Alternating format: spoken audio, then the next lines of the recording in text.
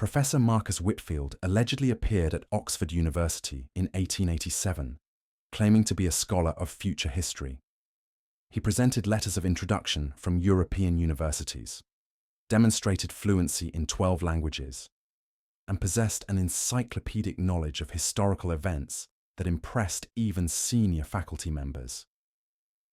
What made him extraordinary were his casual references to future developments that he treated as established historical fact. During faculty discussions about the future of transportation, Whitfield would mention the inevitable development of powered flight, describing in technical detail how heavier-than-air machines would achieve lift through specific wing descriptions of future aircraft include configurations and engine designs. Hist precise specifications for control surfaces, engine placement, and aerodynamic principles that wouldn't be understood until the later. In Wright brothers' experiments, decades discussions about communication technology, Whitfield spoke confidently about systems that would allow instant global communication through electromagnetic waves. He described devices that would transmit across vast distances, without it both voice and images wires, essentially predicting radio, television, and even satellite communication systems, with remarkable technical, his understanding accuracy of electromagnetic theory exceeded that of contemporary physicists and anticipated discoveries that wouldn't be made for another generation. Most disturbing were his predictions about global conflicts. Writing in 1888, Whitfield described with chilling precision the outbreak of a massive European war that would begin in 1914, triggered by tensions in the Balkans and involving alliance systems that would draw all major powers into unprecedented destruction. His predictions included specific battle locations, technological innovations like chemical weapons and mechanized warfare, and casualty figures that proved unnervingly accurate when the Great War actually occurred. Knowledge. Whitfield's medical was equally anachronistic. He described bacterial theories of disease transmission decades before germ theory became widely accepted. His understanding of surgical techniques, anesthesia, and pharmaceutical compounds far exceeded contemporary medical knowledge. During Jera outbreak in London, Achol health recommendations, he provided public that saved thousands of lives, yet his methods on scientific were base principles that wouldn't be discovered for years.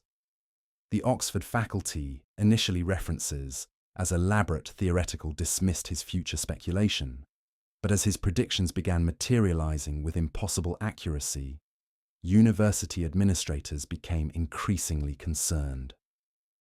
Whitfield's detailed knowledge of future patent applications, stock market fluctuations, and political developments suggested access to information that simply couldn't exist in 1887. In 1892, government investigators arrived at Oxford with orders to interview Whitfield about his unusual insights. They were particularly interested in his predictions about military technology and geopolitical developments that could affect national security. However, when they arrived at his residence, they found it empty. Whitfield had vanished without notice, leaving behind no personal possessions, no forwarding address, and no indication of where he might have gone. More disturbing was what happened to the records of his existence. University enrollment documents disappeared from Oxford's archives. Faculty meeting minutes that mentioned his contributions were altered or destroyed. Letters of recommendation that had secured his position were removed from correspondence files. Even his published papers, which had appeared in academic journals, were systematically withdrawn from library collections. Former colleagues who had worked closely with Whitfield began experiencing memory problems regarding their interactions with him. Some claimed they couldn't recall specific conversations, while others insisted that certain meetings had never occurred despite documented evidence to the contrary. The few faculty members who maintained clear memories of Whitfield found their academic careers suddenly derailed through funding cuts, administrative reassignments, and professional ostracism. The systematic erasure extended beyond Oxford. European universities that had supposedly provided Whitfield's letters of introduction denied any knowledge of him. Academic institutions that had published his research claimed no records of his submissions. Professional societies that had listed him as a member removed his name from membership rolls and destroyed all documentation of his participation in scholarly activities. What made Whitfield's case particularly compelling wasn't just his accurate predictions, but his apparent understanding of historical causation across multiple time periods. He seemed to possess comprehensive knowledge of how technological developments, social changes, and political events interconnected across decades of future history. His insights suggest, rather than mere speculation or direct observation of future events' extrapolation from contemporary trends. Private letters discovered decades later in estate sales occasionally reference conversations with Whitfield that university records claim never occurred. These fragments describe his casual mentions of future inventions, his precise knowledge of upcoming scientific discoveries, and his disturbing familiarity with historical events that wouldn't unfold until after his disappearance. The consistency of these scattered references suggests that Whitfield's existence was real, and that his erasure required extensive coordination across multiple institutions and government agencies. The second case involves Katherine Morrison, a woman who appeared in Edinburgh, Scotland in 1923 with detailed knowledge of future medical breakthroughs that would revolutionize healthcare decades later. Morrison presented herself as a nurse trained in advanced techniques, but her methods and understanding of human physiology were so far ahead of contemporary medical science that she quickly attracted attention from both patients and medical professionals. Morrison's arrival in Edinburgh coincided with a severe influenza outbreak that was overwhelming local hospitals. She volunteered her services at Royal Infirmary and immediately demonstrated treatment protocols that were extraordinarily effective compared to standard medical practices of the 1920s. Her approach to patient care incorporated concepts of sterile technique, infection control, and pharmaceutical interventions that wouldn't become standard practice for decades. Her knowledge of anatomy and physiology exceeded that of senior physicians. During surgical procedures, she would suggest modifications to techniques that improved patient outcomes dramatically. Her understanding of anesthesia, blood circulation, and organ function was so advanced that surgeons began consulting her on complex cases, despite her official status as a volunteer nurse. Most remarkable was her knowledge of diseases that hadn't been formally identified in 1923. She accurately diagnosed conditions that wouldn't be recognized by medical science until the 1940s and 1950s, providing treatment recommendations that proved effective, even though the underlying pathology wasn't understood by contemporary physicians. Her ability to predict disease for future study. Morrison's pharmaceutical progression and patient outcomes was so precise that colleagues began documenting her methods. Knowledge was equally anachronistic. She described drug compounds and treatment protocols that utilized chemical substances not yet synthesized by contemporary chemists. Her understanding of drug interactions, dosage calculations, and therapeutic mechanisms suggested access to decades of future pharmaceutical research and clinical trials. During her 18 months at Royal Infirmary, Morrison trained dozens of nurses and physicians in advanced techniques that dramatically improved patient survival rates. Her innovations in wound care, surgical preparation, and post-operative recovery became standard protocols at the hospital, despite having no basis in contemporary medical literature. Patient mortality rates dropped significantly in departments where her methods were implemented. What made Morrison's case extraordinary wasn't just her medical knowledge, but her apparent familiarity with technological developments that would transform healthcare in the coming decades. She spoke casually about diagnostic equipment that wouldn't be invented until the 1950s and 1960s, describing X-ray improvements, electrical monitoring devices, and laboratory testing procedures with technical precision that stunned medical equipment manufacturers. Her predictions about future medical discoveries were remarkably specific. She accurately described the development of antibiotics, including penicillins before Alexander Fleming's famous accident discovery and mass production, years. Her knowledge of surgical techniques, organ transplantation, and cancer treatments anticipated medical breakthroughs that wouldn't occur for decades. In late 1924, representatives from the British Medical Association arrived in Edinburgh to investigate reports of revolutionary medical techniques being practiced at Royal Infirmary. They were particularly interested in Morrison's unconventional methods and her inexplicably advanced knowledge of medical science.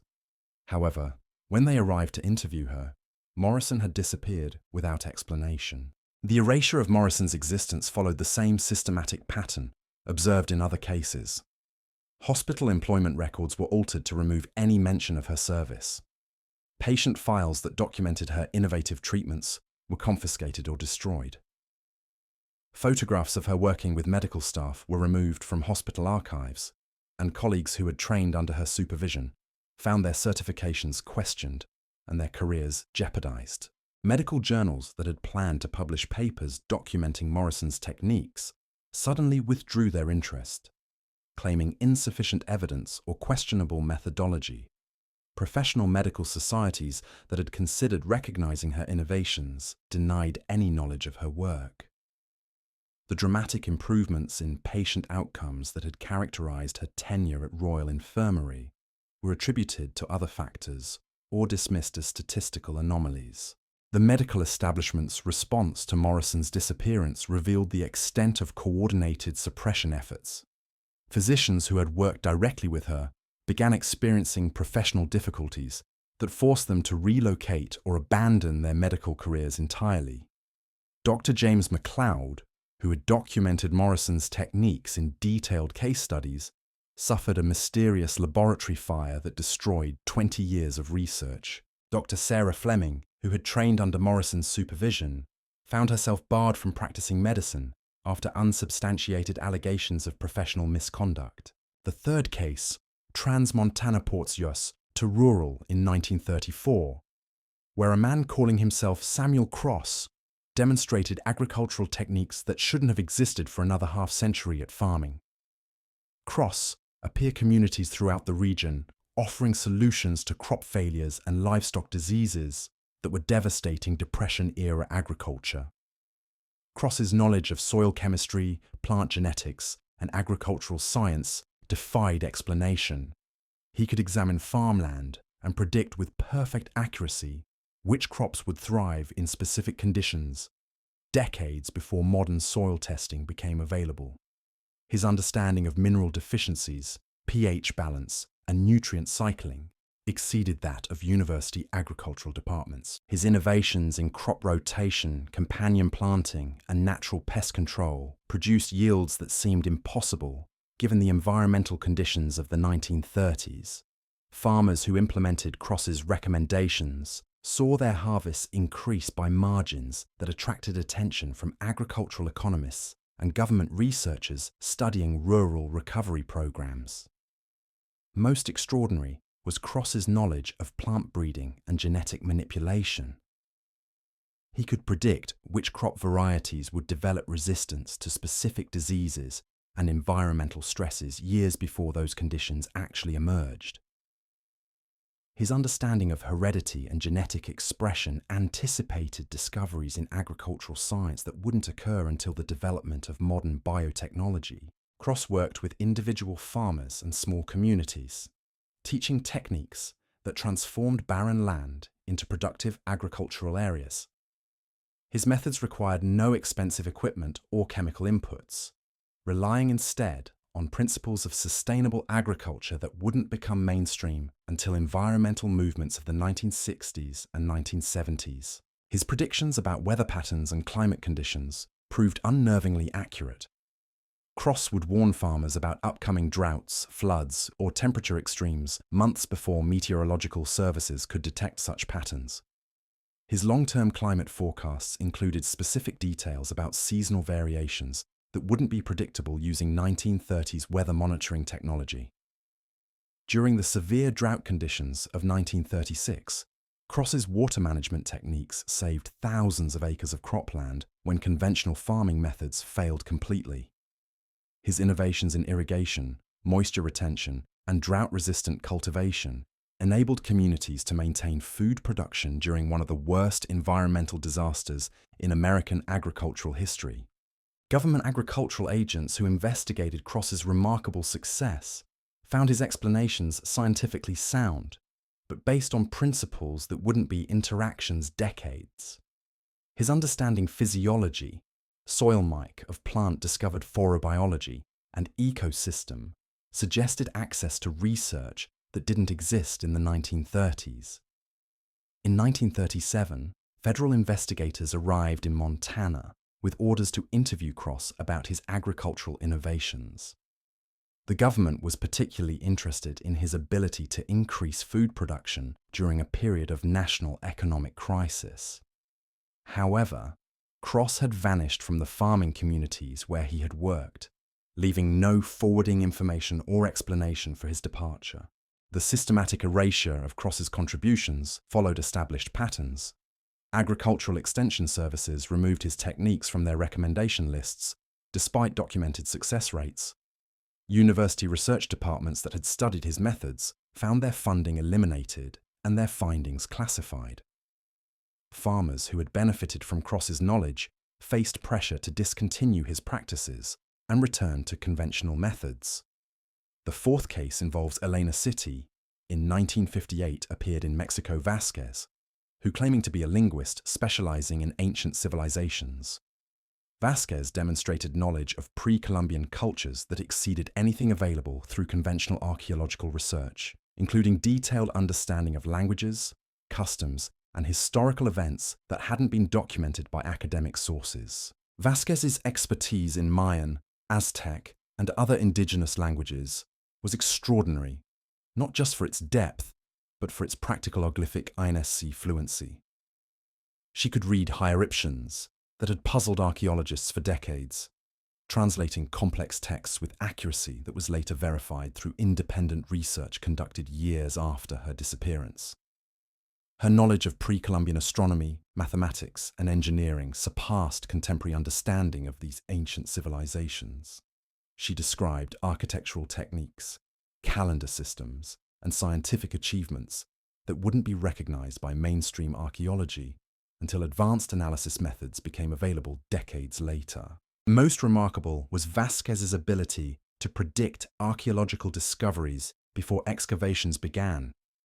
She would identify specific locations where significant artifacts or structures would be found, providing detailed descriptions of what archaeologists would uncover months or years later.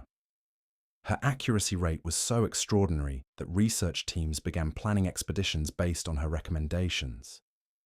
Vasquez worked with museums and universities throughout Mexico and Central America, providing translations and interpretations that revolutionized understanding of pre-Columbian civilizations. Her insights into ancient trade routes, political structures, and cultural practices filled gaps in historical knowledge that had existed for centuries. Her understanding of ancient medical practices, agricultural techniques, and technological innovations provided evidence that pre-Columbian societies were far more sophisticated than previously believed.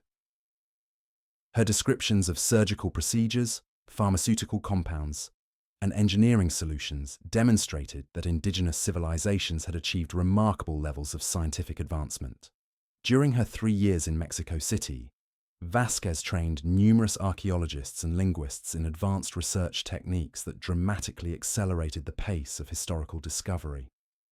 Her methods for analyzing artifacts, interpreting ancient texts, and understanding cultural contexts became standard practices in academic institutions throughout Latin America. In 1961, government authorities arrived to question Vasquez about her unusual expertise and her potential connections to international archaeological research networks. Intelligence agencies were concerned about foreign access to culturally significant information that could affect Mexico's national heritage policies. However, when officials arrived at her residence, Vasquez had disappeared without any indication of her intended destination. The erasure process eliminated virtually all traces of Vasquez's contributions to archaeological research. University records were altered to remove mentions of her collaborations with faculty members.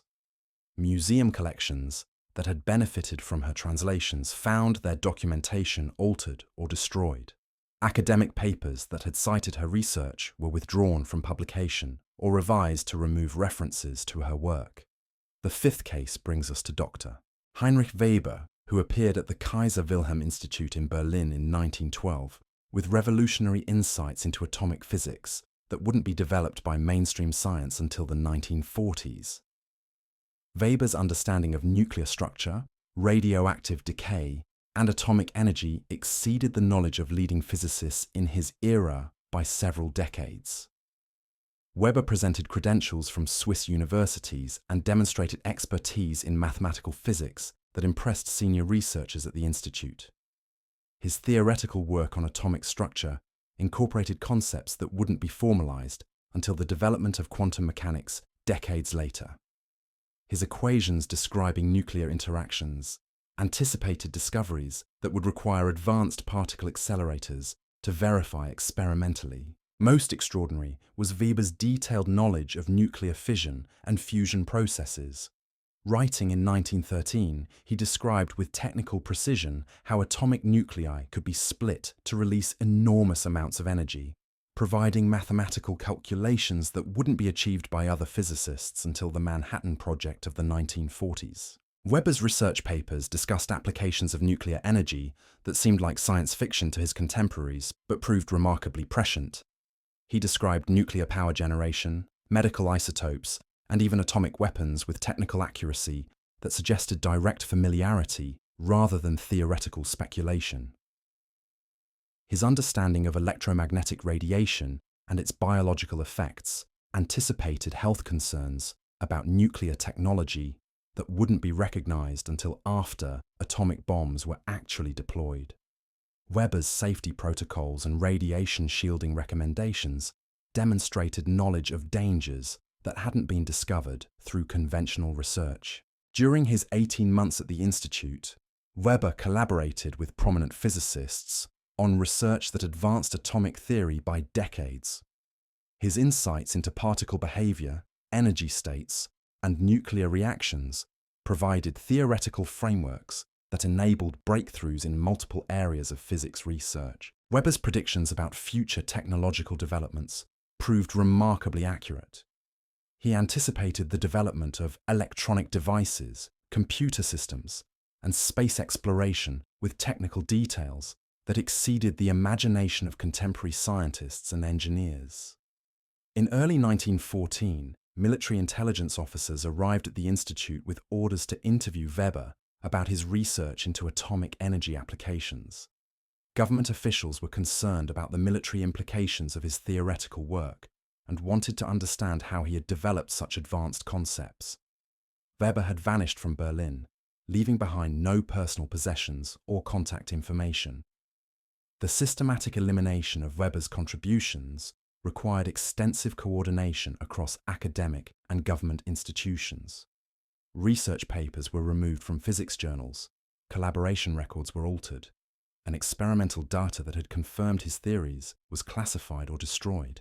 The erasure of Weber's work required unprecedented coordination between German academic institutions and intelligence agencies. Colleagues who had collaborated with him found their own research suddenly classified under national security restrictions. Professor Ernst Müller, who had co-authored 3 papers with Weber on atomic structure, died in a suspicious laboratory accident just weeks after Weber's disappearance.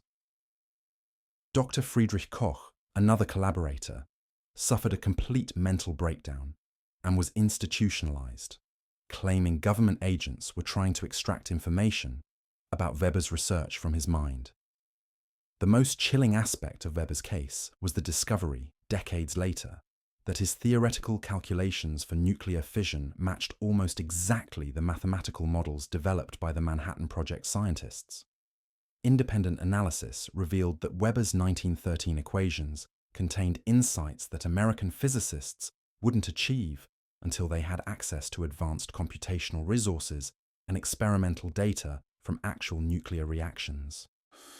The sixth case transports us to rural Virginia in 1899, where a woman known only as Margaret Thompson demonstrated medical knowledge that wouldn't become available until the antibiotic era of the 1940s.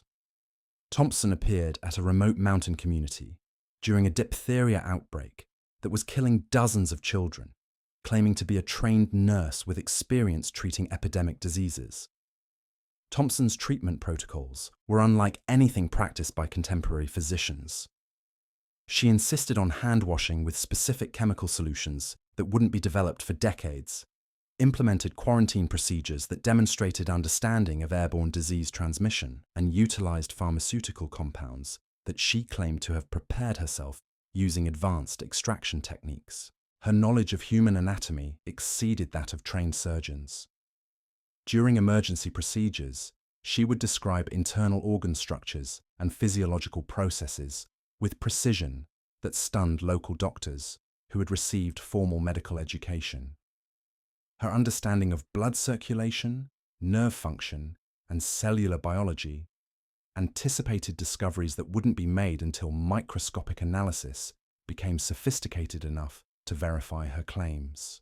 Most remarkable was Thompson's ability to predict the course of infectious diseases with perfect accuracy.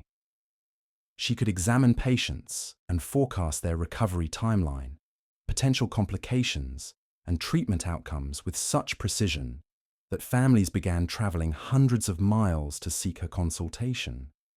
Her diagnostic capabilities seemed to incorporate knowledge of disease progression that wouldn't be available until advanced medical monitoring became possible. Thompson's pharmaceutical knowledge was equally anachronistic. She prepared medicinal compounds using plant extracts and chemical processes that produced therapeutic effects far superior to conventional treatments. Her understanding of drug dosages, patient reactions, and treatment interactions suggested access to decades of clinical trial data that couldn't have existed in 1899. During the 6 months she worked in Virginia's mountain communities, Thompson saved hundreds of lives using techniques that local physicians couldn't understand but couldn't argue with given their extraordinary success rates. Her innovations in wound care, surgical sterilization, and post-operative recovery became legendary throughout the region. Her predictions about future medical developments proved unnervingly accurate. She described the eventual discovery of antibiotics, including specific details about penicillin production and distribution that wouldn't occur until World War II. Her knowledge of vaccination techniques, disease prevention, and public health measures anticipated medical advances that were decades away from practical implementation. In 1900, state health officials arrived in Virginia to investigate reports of revolutionary medical treatments being practiced in remote mountain areas. They were particularly interested in Thompson's unconventional methods and her impossible success rates in treating diseases that typically proved fatal. However, when investigators reached the communities where she had worked, Thompson had vanished without explanation. The systematic erasure followed familiar patterns. Medical records documenting her treatments were confiscated by state authorities. Patients who had benefited from her care were discouraged from discussing their experiences. Local physicians who had observed her techniques found their medical licenses questioned and their practices subjected to increased regulatory scrutiny. The seventh case involves Robert Chen, who appeared in San Francisco's Chinatown in 1925 with detailed knowledge of engineering techniques that wouldn't be developed until the computer age of the 1970s. Chen presented himself as a mechanical engineer with expertise in precision manufacturing, but his understanding of materials science and production methods exceeded anything available in the 1920s. Chen's innovations in metalworking and manufacturing produced components with tolerances that seemed impossible given contemporary industrial capabilities. His techniques for alloying metals, heat treatment processes, and precision machining created products that outperformed anything produced by major industrial manufacturers of the era. His knowledge of electrical engineering was decades ahead of contemporary understanding. Chen described circuit designs, electromagnetic applications, and electronic components that wouldn't be invented until the development of solid-state technology. His understanding of semiconductors, integrated circuits, and digital processing anticipated the computer revolution by half a century. Most extraordinary was Chen's familiarity with automation and robotic manufacturing systems. He designed production equipment that incorporated feedback loops, quality control mechanisms, and self-correcting processes that wouldn't become standard industrial practice until decades later. His engineering drawings showed mechanical systems that could operate with minimal human supervision while maintaining unprecedented precision and reliability. Chen worked with small manufacturers throughout the San Francisco Bay Area, introducing innovations that dramatically improved their production capabilities and product quality. His techniques required no expensive equipment modifications, relying instead on principles of mechanical engineering that maximized efficiency using existing industrial infrastructure. His predictions about technological development proved remarkably prescient. Chen accurately described the evolution of manufacturing toward automated systems, electronic control mechanisms, and computer-integrated production that wouldn't emerge until the industrial automation revolution of the 1960s and 1970s. During his 4 years in San Francisco, Chen trained dozens of machinists and engineers in advanced techniques that revolutionized local manufacturing capabilities. His methods for precision measurement, quality assurance, and production optimization became industry standards throughout the region. In 1929, federal investigators arrived in San Francisco with orders to examine Chen's manufacturing innovations and assess their potential military applications. Government officials were particularly interested in his precision engineering techniques and their implications for weapons production and industrial defense capabilities. Chen had disappeared from the manufacturing community where he had worked, leaving behind no forwarding information or explanation for his departure. The erasure process eliminated evidence of Chen's contributions to industrial development. Patent applications documenting his innovations were withdrawn or classified. Manufacturing companies that had implemented his techniques faced pressure to discontinue their use and return to conventional production methods. Engineers who had trained under Chen's supervision found their credentials questioned and their career advancement blocked. The eighth case brings us to Dr. Sarah Mitchell, who appeared at Johns Hopkins Medical School in 1931 with revolutionary insights into neurological disorders that wouldn't be understood until brain imaging technology became available decades later. Mitchell's knowledge of neurological function, brain chemistry, and psychiatric conditions exceeded contemporary medical understanding by generations. Mitchell presented credentials from European medical institutions and demonstrated expertise in neurology that impressed senior faculty members. Her understanding of brain structure incorporated detailed knowledge of neural pathways, neurotransmitter systems, and cognitive processes that wouldn't be mapped until advanced imaging techniques became available in the 1980s and 1990s. Most remarkable was Mitchell's ability to diagnose neurological conditions that wouldn't be formally recognized until decades later. She accurately identified brain disorders, predicted their progression, and recommended treatments that proved effective even though the underlying pathology wasn't understood by contemporary physicians. Her knowledge of psychiatric medications was equally anachronistic. Mitchell described pharmaceutical compounds and treatment protocols that utilized brain chemistry principles not yet discovered by contemporary researchers. Her understanding of drug interactions, therapeutic mechanisms, and patient responses suggested access to decades of clinical research and pharmaceutical development. Mitchell's research into brain function anticipated discoveries that would require electron microscopy, radioactive tracers, and computer modeling to verify experimentally. Her papers describing neural networks, synaptic transmission, and cognitive processing contained insights that wouldn't be achievable until neuroscience became a sophisticated interdisciplinary field.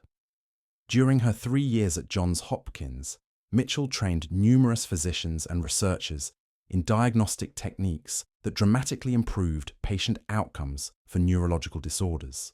Her innovations in patient assessment, treatment planning, and therapeutic intervention became standard protocols despite having no basis in contemporary medical literature. Her predictions about future neurological research proved extraordinarily accurate. She anticipated the development of brain scanning technology, the discovery of specific neurotransmitters, and the emergence of pharmaceutical treatments that wouldn't become available until the late 20th century. In 1934, Government Medical Ventional Diagnostic arrived at Johns Hopkins to researchers investigate Mitchell's UNCOM methods and her inexplicable knowledge of brain function. Intelligence agencies were concerned about potential foreign access to advanced medical research that could affect national health security policies. Mitchell had vanished from the medical school, leaving behind no personal possessions or contact information. The systematic elimination of Mitchell's contributions required coordination across multiple medical institutions. Research papers were withdrawn from neurological journals, patient files documenting her innovative treatments were confiscated, and colleagues who had collaborated with her found their academic careers suddenly derailed through funding cuts and professional ostracism. The ninth case involves Thomas Anderson, who appeared in Detroit's automotive industry in 1936 with detailed knowledge of manufacturing techniques that wouldn't be developed until the industrial automation revolution of the 1960s. Anderson's understanding of production efficiency, quality control, and worker safety exceeded anything practiced by contemporary automotive manufacturers. Anderson presented himself as an industrial engineer with experience in advanced manufacturing systems. His knowledge of assembly line optimization, materials handling, and production scheduling produced efficiency improvements that seemed impossible given the technological limitations of the 1930s. His innovations in automotive design incorporated safety features, performance enhancements, and manufacturing techniques that wouldn't become standard industry practice for decades. Anderson's understanding of metallurgy, engine design, and vehicle dynamics anticipated technological developments that would require advanced materials science and computer modeling to achieve. Most extraordinary was Anderson's familiarity with environmental and safety regulations that wouldn't be implemented until decades later. His manufacturing recommendations included pollution control measures, worker protection protocols, and quality assurance systems that demonstrated awareness of industrial standards that didn't yet exist. Anderson worked with major automotive manufacturers throughout the Detroit area, introducing production innovations that dramatically improved their manufacturing capabilities and product reliability. His techniques required minimal capital investment while producing substantial improvements in efficiency and worker safety. His predictions about automotive industry evolution proved remarkably accurate. Anderson described the development of electronic fuel injection, computerized engine management, and automated manufacturing systems that wouldn't emerge until the automotive industry underwent technological revolution in the 1970s and 1980s. During his 2 years in Detroit, Anderson trained hundreds of engineers and production workers in advanced manufacturing techniques that revolutionized automotive production throughout the region. His methods for process optimization, defect prevention, and continuous improvement became industry standards. In 1938, federal investigators arrived in Detroit with orders to examine Anderson's manufacturing innovations and assess their potential military applications. Government officials were particularly interested in his production efficiency techniques and their implications for wartime industrial mobilization. Anderson had disappeared from the automotive industry where he had worked, leaving behind no explanation for his departure. The erasure process followed the now familiar pattern of systematic suppression. Production manuals documenting Anderson's techniques were confiscated from factory floors. Patent applications describing his innovations were classified under industrial security orders. Engineers who had implemented his methods faced interrogation by federal agents and were forced to sign non-disclosure agreements that prohibited any discussion of their experiences. Most disturbing was the fate of workers who had benefited from Anderson's safety improvements. Factory employees who had avoided injuries through his protocols found their employment records altered to eliminate references to the safety programs. Union representatives who had praised Anderson's worker protection measures were transferred to different positions or experienced sudden career setbacks that effectively silenced their advocacy. The automotive companies that had achieved remarkable productivity gains through Anderson's methods were pressured to discontinue his techniques and return to conventional production systems. General Motors executives who had planned to implement Anderson's Innovations Company received visits from government officials who explained that such efficiency improvements could disrupt wartime production planning and needed to be suspended indefinitely. The 10th and final case transports us to the remote wilderness of Alaska in 1942, where a man known only as David North demonstrated survival techniques and environmental knowledge that suggested intimate familiarity with climate patterns and ecosystem changes that wouldn't occur until decades later. North appeared at isolated settlements throughout the territory, offering solutions to resource scarcity and environmental challenges that were threatening indigenous communities. North's understanding of Arctic ecology exceeded that of trained scientists. Head biologists and environmental could predict weather patterns months in advance with perfect accuracy, anticipate animal migration routes that wouldn't be mapped until aerial surveys became possible, and identify environmental changes that indicated long-term climate shifts decades before such patterns became apparent to conventional observers. His knowledge of indigenous technologies and survival techniques surpassed that of native communities who had lived in Alaska for generations.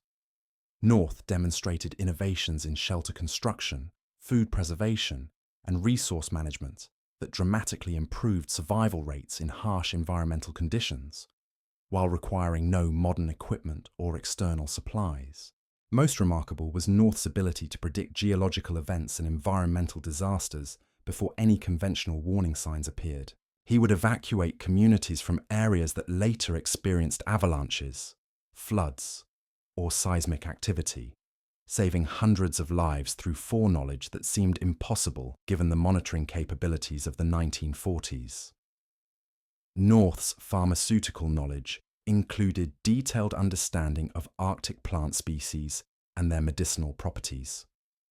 He could prepare therapeutic compounds using local vegetation that produced healing effects superior to conventional medical treatments available in remote territories. His understanding of plant chemistry and pharmaceutical preparation suggested access to decades of botanical research and clinical testing. His innovations in cold weather technology and Arctic engineering produced solutions to problems that had plagued northern communities for centuries. North's techniques for heating, insulation, and construction created living conditions that dramatically improved health outcomes and survival rates throughout the harshest regions of Alaska. During his 3 years in the territory, North worked with dozens of isolated communities, teaching environmental management techniques that enabled sustainable extreme conditions. His methods for hunting resource use and long-term survival in fishing and gathering maximized food security while maintaining ecological balance. His proved extraordinarily prescient predictions about environmental change. North accurately described climate warming trends, ice pattern alterations, and ecosystem disruptions that wouldn't become apparent until global climate monitoring became sophisticated enough to detect such changes decades later. In 1945, military intelligence officers arrived in Alaska with orders to locate North and interview him about his unusual environmental knowledge. Government officials were concerned about potential foreign intelligence gathering activities and wanted to understand how he had developed such comprehensive familiarity with strategic northern territories. However, extensive searches of remote communities throughout Alaska revealed that North had vanished without trace, leaving behind no possessions or indications of his intended destination. The systematic erasure of North's contributions required unprecedented coordination across territorial and federal agencies. Settlement records were altered to remove references to his residence or activities. Indigenous community leaders who had worked with North were relocated to different areas or discouraged from discussing their experiences through various forms of administrative pressure. Environmental surveys that had documented North's techniques were classified under territorial security orders. Meteorological records that might have corroborated his weather predictions were restricted from public access. Even oral histories and traditional stories that mentioned his contributions to community survival were actively suppressed through cultural assimilation programs. The pattern across all 10 cases reveals a level of coordinated suppression that transcends individual agency actions or bureaucratic oversight.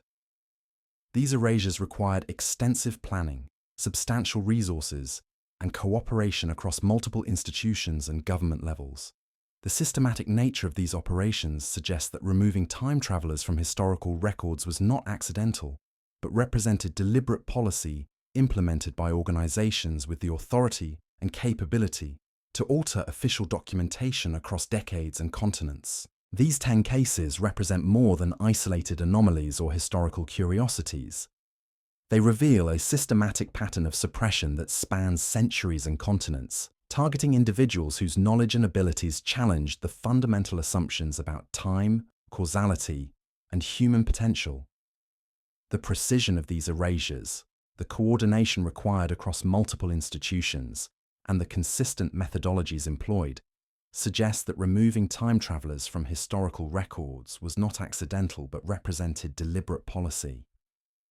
What unites these disappeared individuals isn't scientific impossibility, but temporal impossibility. Each possessed knowledge that shouldn't have existed in their era, demonstrated technologies that wouldn't be invented for decades, or predicted events with accuracy that defied conventional explanation. Their systematic elimination from history suggests that certain powers have always understood time travel to be real and have worked tirelessly to keep this knowledge from humanity. The greatest tragedy isn't that these individuals vanished, but that their contributions were deliberately erased. The medical breakthroughs, technological innovations, and scientific insights that could have advanced human civilization by generations were sacrificed to maintain temporal stability and protect established power structures. We inhabit not the world that could have been, but the world that certain authorities decided we were allowed to have.